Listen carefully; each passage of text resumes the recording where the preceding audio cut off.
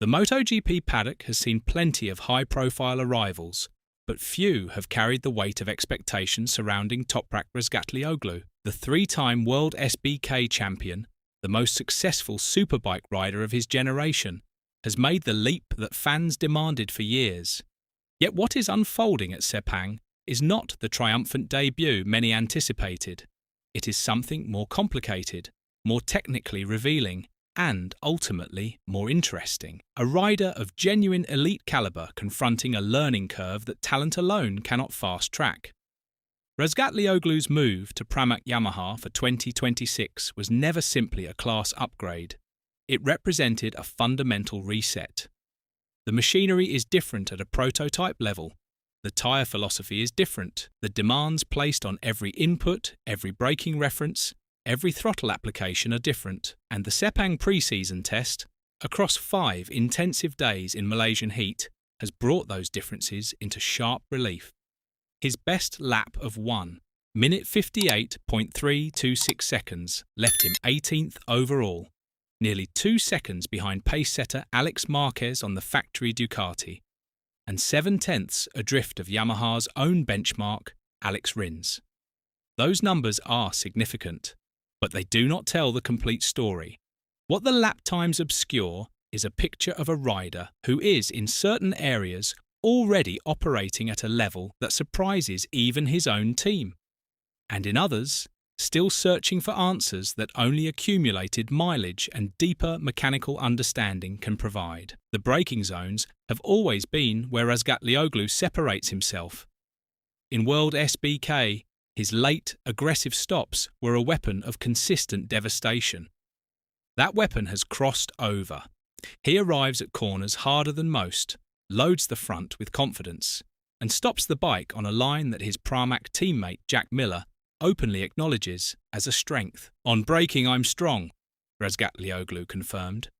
"I can make hard braking and stop the bike. It's perfect. The problem begins the moment he exits the braking zone, and the corner demands something else entirely. Long, sweeping corners are where the gap materializes, not from a lack of effort, but from a fundamental conflict between the technique that won him 3 world titles and the technique MotoGP prototype machinery requires. In World SBK, Razgatlioglu built his corner speed on rear-end aggression. He used the Pirelli's rear tyre to rotate the bike mid-corner, sliding, loading, and driving out with the kind of controlled aggression that production-based machinery rewards. The Yamaha M1 prototype and the Michelin rubber beneath it demands the opposite approach.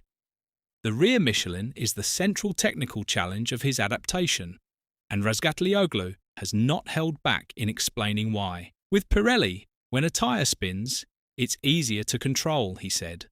With Michelin, when the rear spins, the bike just keeps moving. That single distinction encapsulates the entire complexity of his situation. The Pirelli communicates through its movement. It tells you when it is at the edge, and it recovers predictably. The Michelin's rear operates within a far narrower window of usable grip, and once that window is exceeded, it does not forgive quickly. The consequence is a forced reinvention of how Razgatlioglu approaches throttle application. With new tyres, it's hard to open the throttle smoothly.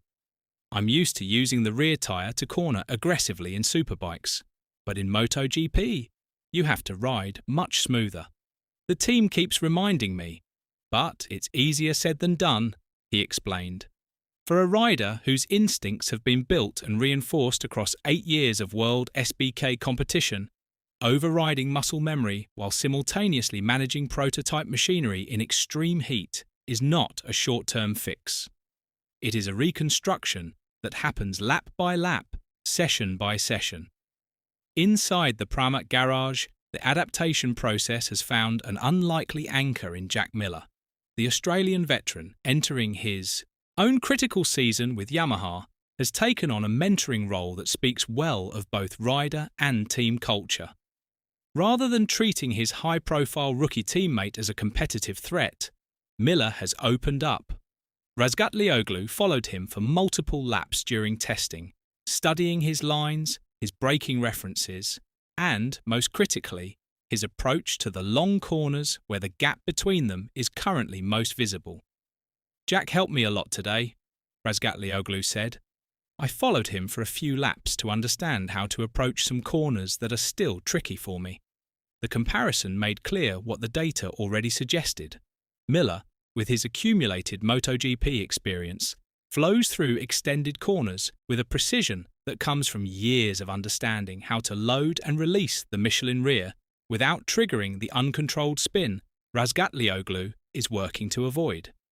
That knowledge cannot be transferred through a briefing. It has to be observed, processed, and gradually internalized. This cooperative dynamic matters beyond the technical. It stabilizes a garage that carries genuine pressure. Yamaha's 2026 project sits at a critical juncture, with the manufacturer in concessions ranked D and under intense internal scrutiny to rebuild competitiveness ahead of the 2027 regulatory reset. Into that environment arrives a rider whose every sector time is being evaluated against expectations set by 3 WorldSBK titles. The presence of a calm, experienced teammate who offers guidance rather than distance makes that environment more manageable, because the psychological dimension of Razgatlioglu's situation is as demanding as the technical one. This is a rider accustomed to arriving at circuits as the benchmark. The rider others study, not the other way around. At Sepang, that dynamic has inverted completely. Engineers analyse his every sector. Comparisons to Rins, Quartararo and Marquez follow every session. He is, for the first time in years, a student, rather than a master. "I'm a bit demotivated," he admitted with unusual candour. "It's not easy to see my name so low. That honesty is notable, and the frustration is understandable. But the paddock voices willing to look beyond the immediate results offer a more measured interpretation." Pramac team manager Gino Borsoi framed it clearly. "We said several times, please try not to brake so hard, please try to understand the front tyre." But he understood from the beginning really quickly and adapted super fast. We didn't see his real pace, but we saw his character, his ways of working, and he's already good for our MotoGP style. That last distinction matters. Razgatlioglu has not been chasing lap times at Sepang. He has been building an understanding of how the bike behaves, accumulating the kind of mechanical literacy that cannot be compressed. His demands around setup have been extensive: handlebar height, seating position, suspension configuration. Some of those requests have created their own complications, including a frame height issue that forced Yamaha to remove rear aerodynamic elements from his bike, entirely due to MotoGP's height regulations. "The new bars give me strength, but I lose top speed and some cornering efficiency. It's not my natural style. I'm learning to adjust because in MotoGP, you need this," he added. There is also a strategic dimension to this suffering that often gets lost in the lap time comparisons. Razgatlioglu's arrival in MotoGP in 2026 is not accidental timing. Pirelli returns as the premier class tyre supplier in 2027, coinciding with the sport's full technical reset to 850 cubic centimetres engines. The rubber he spent years mastering in WorldSBK will become the standard across the grid. Every lap he completes on the Michelin this year, every session spent learning the M1's prototype dynamics, is foundation work. He is investing in a version of himself that arrives at 2027 already fluent in machinery his rivals are meeting for the first time. The Yale path forward runs through Buriram. The final pre-season test on February 21st and 22nd gives Razgatlioglu 2 more days to build on what Sepang revealed. A race simulation is the priority. Understanding tyre degradation over a full Grand Prix distance, managing physical load in circuit conditions, and finding the suspension setup that begins to address his corner speed deficit. In Thailand, maybe we will try some different setups.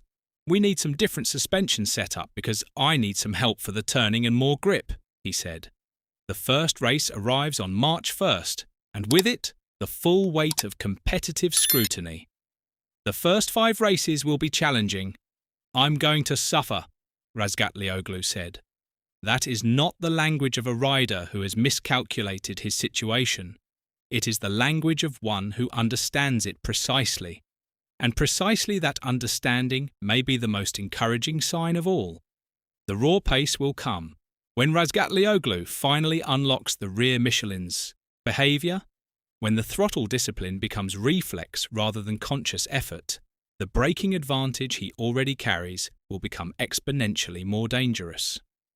That moment has not arrived yet, but in the paddock, among those watching closely enough, the sense is not that it won't, only that it hasn't.